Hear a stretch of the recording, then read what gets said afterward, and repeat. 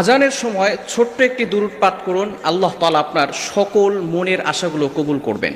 আজান হচ্ছে খুবই গুরুত্বপূর্ণ একটি মুসলমানদের জন্য, যেটা নামাজের সময় মুয়াজ্জিন তাদেরকে ডাকা হয় যাতে করে তারা আল্লাহ তাআলার ইবাদত করতে পারে। ঈমানের পরে সর্বপ্রথম গুরুত্বপূর্ণ ইবাদত হচ্ছে নামাজ। এই নামাজের জন্য যে আজান দিয়ে ডাকা হয়, সে আজান হচ্ছে এমন একটা বিধান, মুয়াজ্জিন যারা আজান দেন, যারা মানুষদেরকে আহ্বান করেন নামাজের জন্য, যাদেরকে আল্লাহ তাআলা এতটা সম্মান দান করবেন in the day of judgement, কিয়ামতের ময়দানে আল্লাহ তাআলা ওই সকল ব্যক্তিদের গর্দানগুলো উঁচু করে দিবেন এবং সকল মানুষ তাদেরকে দেখে চিনতে পারবে তারা হচ্ছে ওই সকল মানুষ যারা মানুষদেরকে আজানের জন্য ডাকা হয়েছে, ডাকতেন। আল্লাহ তাআলা ওই দিন in the day of judgement, কিয়ামতের ময়দানে তাদেরকে বিনা হিসেবে জান্নাতের ব্যবস্থা করে দিবেন। আল্লাহ তাআলা তাদেরকে বলবেন, উইল গো টু প্যারাডাইস, তোমরা জান্নাতে চলে যাও, will not go to hell fire, তোমাদের জাহান্নামে যাওয়ার কোনো প্রয়োজন নেই। বোঝা গেল এই আজানের সময় যদি আমরা একটি দোয়া করতে পারি, দুরূদ পড়তে পারি, তাহলেই কিন্তু আল্লাহ তাআলার পক্ষ থেকে ফয়সালা চলে আসবে। বিশেষ করে আমাদের মনে রাখতে হবে, যখন আজানের সময় হয় তখন আমরা আজানের জবাব দিব। অনেকে আমরা আজানের জবাব দিতে চাই না। যারা আজানের জবাব দিবে তাহলে আল্লাহ তাআলা কিয়ামতের ময়দানে মুয়াজ্জিনদেরকে যেভাবে সম্মান দান করবেন, যারা আজানের জবাব দিবে আল্লাহ তাআলা তাদেরকেও সম্মান দান করবেন। মুয়াজ্জিন যখন আল্লাহু আকবার বলে তখন আমরাও আল্লাহু আকবার বলবো। মুয়াজ্জিন যখন আশহাদু আল্লা ইলাহা ইল্লাল্লাহ বলে তখন আমরাও আশহাদু আল্লা ইলাহা ইল্লাল্লাহ বলবো। মুয়াজ্জিন যখন আশহাদু আন্না মুহাম্মাদুর রাসূলুল্লাহ বলে তখন আমরা সেটাই বলবো। শুধু হাইয়া আলাস সালার হাইয়া আলাল ফালাহ, এই সময় আমরা লা হাওলা ওয়ালা কুওয়াতা ইল্লা বিল্লাহিল আলিয়্যিল আযীম এটা পড়বো, তাহলেই কিন্তু আজানের জবাব দেওয়া হয়ে যাবে।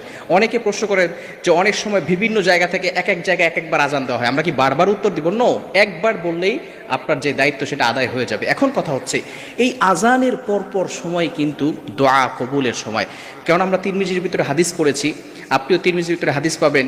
নবী সাল্লাল্লাহু আলাইহি ওয়াসাল্লাম বলে দিয়েছেন, আদ-দুআউ লা ইউরাদ্দু বাইনাল আযানি ওয়াল ইকামা, যেই দুরূদটা অর্থাৎ দোয়া যে সময় আজানের পরে এবং ইকামতের আগে যেই দোয়াটা করা হয়, সেই দোয়াটা আল্লাহ তাআলা কখনো ফিরিয়ে দেন না। এই সময় যদি দুরূদ পাঠ করা হয়, মনে রাখবেন দুরূদের ব্যাপারে কিন্তু আল্লাহ তাআলা পবিত্র কোরআনুল কারীমের ভিতরে আয়াত নাযিল করে দিয়েছেন। আপনি পবিত্র কোরআনুল কারীম খুলেন, 22 নম্বর পারার 5 নম্বর পৃষ্ঠার 4-5 নম্বর লাইন, সূরা আহজাবের 56 নম্বর আয়াতে রব্বুল আলামিন বলেন, ইন্নাল্লাহা ওয়া মালাইকাতাহু ইউসাল্লুনা আলান নবী ইয়া আইয়ুহাল্লাযীনা আমানু সাল্লু আলাইহি ওয়া সাল্লিমু তাসলিমা।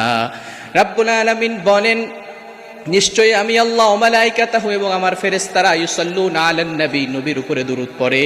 ইয়া আইয়ুহাল্লাযীনা আমানু, ও ইউ হ্যাভ বিলিভার্স, এই ইমানদারগণ, সাল্লু আলাইহি ওয়া সাল্লিমু তাসলিমা, তোমরাও নবীর উপরে দুরূদ পাঠ করো। এজন্য আজানের পরে আমরা আজানের জবাব দেওয়ার পরেই দুরূদ পাঠ করব। দুরূদটা বিশেষ করে দুরূদ ইব্রাহিম যেটা আছে, এই দুরূদটা পড়বো। যদি এটাও পড়তে না পারি, সাল্লাল্লাহু আলাইহি ওয়াসাল্লাম, এটাও একটা দুরূদ। এই দুরূদ 3 বার পড়ে আমরা আল্লাহর কাছে দোয়া করব। এই দোয়া করলে আল্লাহ তাআলা সেই দোয়া ফিরিয়ে দিবেন। অনেকেই আছেন অভাবের ভিতরে, অনেকেই কষ্টের ভিতরে আছেন, অনেকেই পেরেশানির ভিতরে আছেন, অনেকের মাথার উপরে ঋণের বোঝা, বিভিন্ন টেনশনের ভিতরে আছেন, চাকরি হচ্ছে না। এই আজানের পরে 3 বার দুরূদ শরীফ পাঠ করে আপনি আল্লাহ তাআলার কাছে দোয়া করেন, আল্লাহ তাআলা সেই দোয়া কখনো ফিরাবেন না। এজন্য আসুন এই সময়টা আমরা বিফলে না কাটাই। নবী সাল্লাল্লাহু আলাইহি ওয়াসাল্লাম যে সময় দোয়া করতে বলেছেন, সেই সময় যদি আমরা দোয়া করতে পারি তাহলে আল্লাহ তাআলার পক্ষ থেকে সাহায্য আসবে। আল্লাহ তাআলা আমাদের সকলকে এই দুরূদের আমল বেশি বেশি করার তৌফিক দান করেন।